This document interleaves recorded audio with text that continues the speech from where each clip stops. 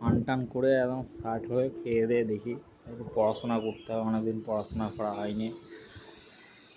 কী আর করা যাবে, বয়স বাড়লেই চিন্তা করে, জীবনটাও অবস্থা খারাপ, চারিদিকে প্রতিকূল সিচুয়েশান। মনে হচ্ছে যেন কিছু হবে না, আবার মনে হচ্ছে অনেক কিছু হয়ে যেতে পারে।